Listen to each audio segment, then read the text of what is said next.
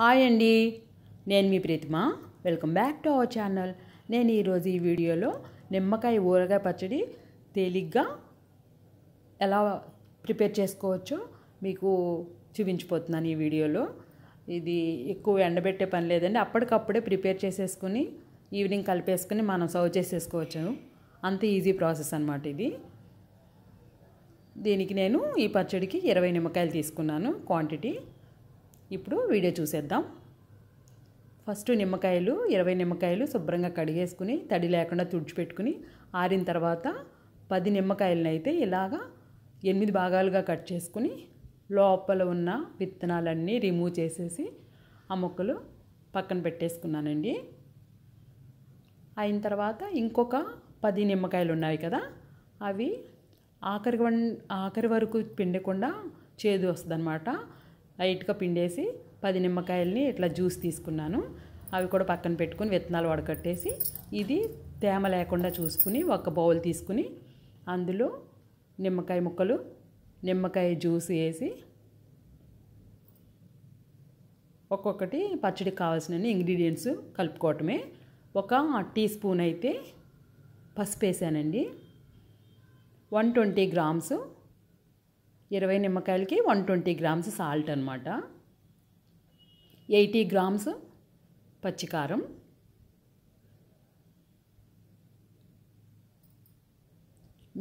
ఇది మెంతి పొడి అండి. ఇది 1 టేబుల్ స్పూన్ వేసాను, అంటే 2 టైమ్స్ చూపించాను. 1 టేబుల్ స్పూనే 2 టైమ్స్ చూపించాను అనమాట. మెంతి పొడి, మెంతులు దోరగా వేయించేసుకుని మంచి ఫ్లేవర్ వచ్చేటట్టుగా ఆరిన తర్వాత పొడి కొట్టేసుకోవాలి. తర్వాత 1 టీ స్పూను ఆవపిండి అండి. ఇది వేయించక్కర్లేదు, మామూలుగా కలిపేసుకుంటే 2 మెత్తగా పొడి చేసేసుకుని కలిపేసుకుంటామే. ఆవపిండి 1 టీ స్పూన్ వేసుకోండి, చేదు వస్తుంది అనమాట. అందుకని మెంతిపిండి 1 టేబుల్ స్పూను, ఆవపిండి 1 టీ స్పూన్, ఇవన్నీ వేసేసి బాగా కలిసేటట్టుగా ఈ పచ్చడి కలిపేసుకుని తాలింపుకైతే ఇప్పుడు ఇది పక్కన పెట్టేసుకుని తాలింపు ప్రిపేర్ చేసుకుందాం. స్టవ్ ఆన్ చేసుకుని ఒక చిన్న బాండి పెట్టుకుని లో ఫ్లేమ్లో పెట్టుకుని 1 టేబుల్ స్పూన్ ఆయిల్ వేసుకోవాలి. ఆయిల్ వేసుకుని ఆయిల్ వేడెక్కిన తర్వాత 1 టీ స్పూన్ ఆవాలు వేసుకోవాలి. అవి చిటుపట్లు ఆడిన తర్వాత వెల్లుల్లిపాయలు 8 పొట్టు తీసేసుకుని కచ్చాపచ్చాగా దంచుకుని తాలింపులో వేసేసుకోవాలి. తర్వాత 6 ఎండుమిర్చి తుంచుకోకుండానే వేసేసాను నేను, తాలింపుకు బాగానే ఉంటుందండి. ఇవి చక్కగా వేపుకోవాలి. మరి డ్రై రోస్ట్ అక్కర్లేదండి, మంచి ఫ్లేవర్ వచ్చేట్టు వేపుకుంటే సరిపోతుంది.